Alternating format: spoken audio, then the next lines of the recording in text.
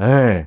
야, 참 기가 막히다, 진짜. 저도 이런 용어들을 거의 처음 알았던 것 같아요. 아마 가장 큰 이유가 되지 않을까라는 생각이 드는데, 위로 갔다가 아래로 갔다가. 정말 충격이었고, 좋은 공부가 되었습니다.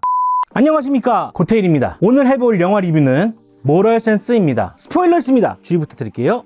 바람아, 오늘도 구독해달라 그래. 구독해달라 그래. 멍? 해. 안 해? 오늘도 안 해?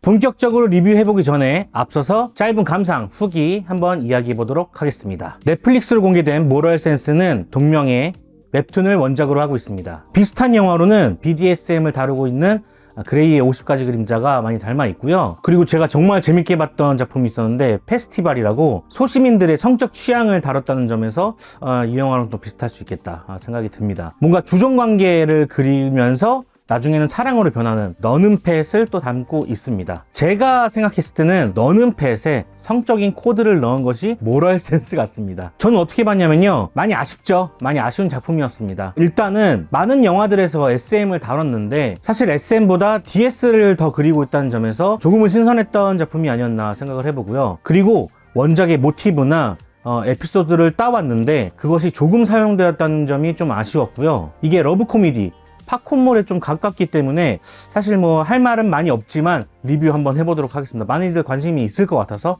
한번 진행해 보도록 하겠습니다. 찰싹! 찰싹! 찰싹!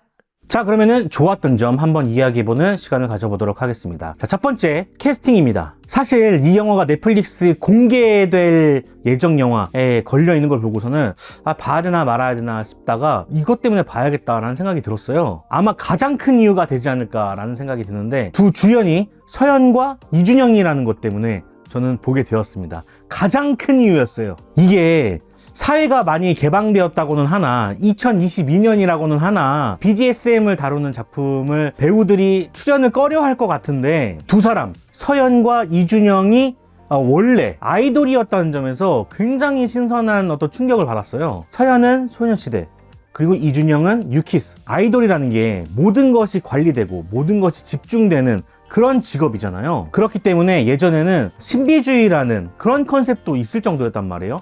이 아이돌이 어떤 성역을 이루고 있는데 이 두 사람이 나왔다는 건 아무래도 이렇게 생각을 해야겠죠.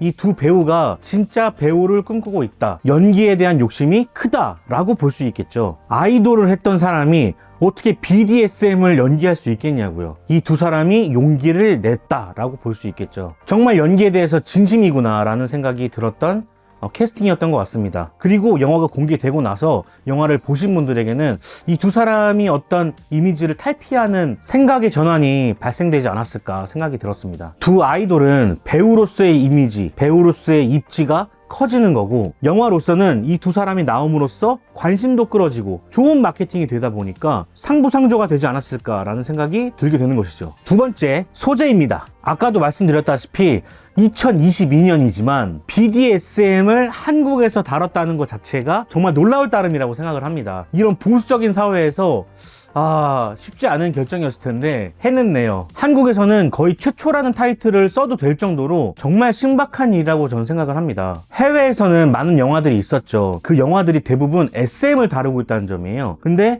SM보다도 DS를 다루려고 했다는 점에서 굉장히 신선한 소재죠. 저도 이런 용어들을 거의 처음 알았던 것 같아요. 여기서 배웠어요. 서비라든지 돔이라든지 뭐 이런 용어들. 새로운 지식이었어요. 제가 그레이의 50가지 그림자를 통해서 BDSM이라는 주제를 다루긴 했었는데 이렇게 구체적인 것까지 나올 거라고 생각을 하지 못했거든요. 그런데 많이 나오더라고요, 용어가. 어쨌든 한 분야를 개척했다는 점에서는 환영할 만한 일이라고 저는 생각을 합니다. 저는 이런 시도들이 더 많아져야 된다고 생각해요. 다양한 영화가 있는 건 정말 행복한 사회라고 생각합니다. 왜 이렇게 인형같이 있냐? 하나마, 너 인형이야?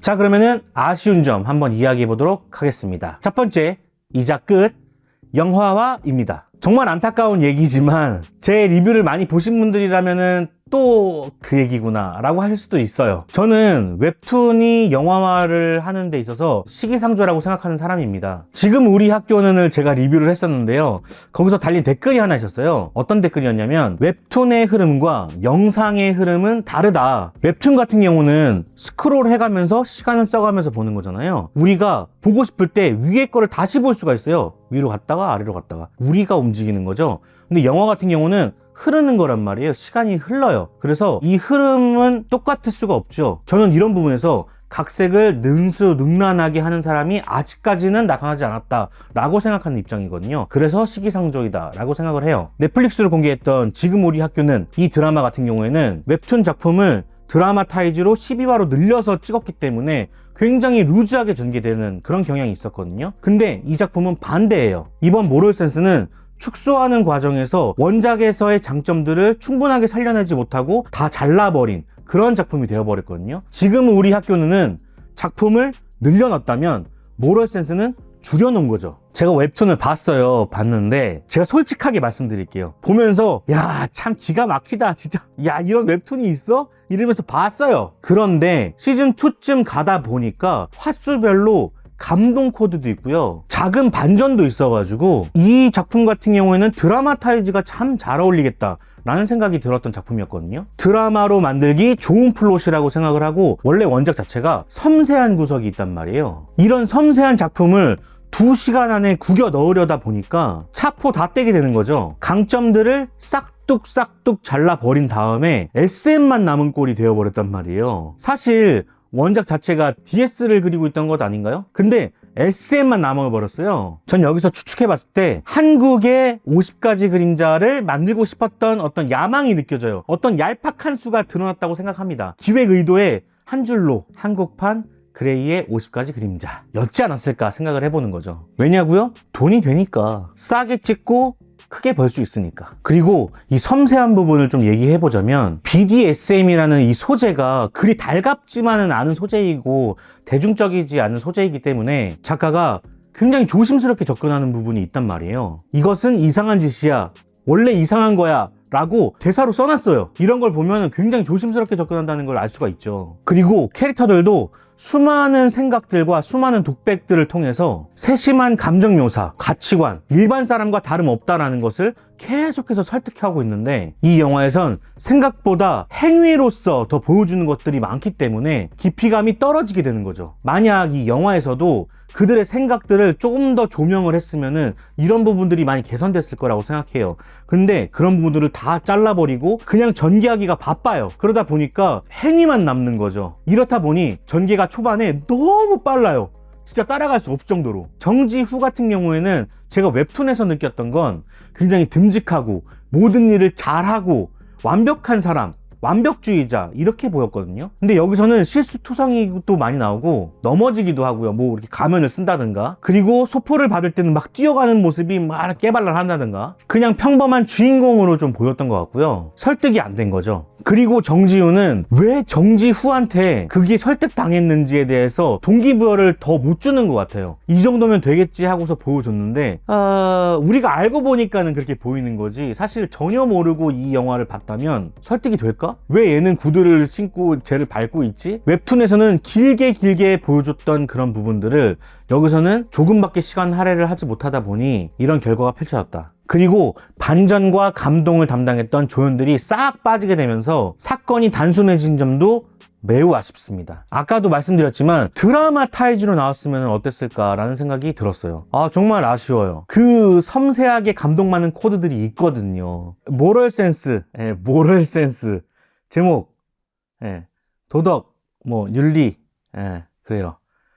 자, 그러면은 제 별점 남겨보고 끝내보도록 하겠습니다. 제 별점은요, 이런 영화가 나온다는 점에서는 굉장히 환영할 만합니다. 그리고 넷플릭스로 나온 만큼 가볍게 보시면 좋을 것 같아요. 가볍게 보면 좋겠는데, 사실 로맨틱 코미디물이 다 그렇죠. 더 발전하기는 힘든 장르라고 생각을 합니다. 장르가 오래되면은 기본 모형은 그대로 있고요, 소재만 갈아 끼는 거거든요. 그것의 그냥 일종이다 라고 생각이 들었습니다. 만약 이것이 드라마로 나온다면 저는 볼 것 같아요. 자, 그래서 제 별점은 2점에서 2.5점 사이인데요. 2점 드리도록 하겠습니다. 맨 마지막에 끝나는 방식이 좀 아쉬웠던 것 같아요. 너무 엔딩이 억지스러웠던 것 같습니다. 그래서 2점 드려야 될 것 같습니다. 자, 그러면은 다음에 또 찾아뵙도록 하겠습니다. 그럼 안녕히 계세요. 자, 요 영상도 있고요, 요 영상도 있습니다. 여러분들 많이 봐주시고요. 제 채널은 멤버십 분들이 만들어주고 계십니다. 여러분들 항상 감사드립니다.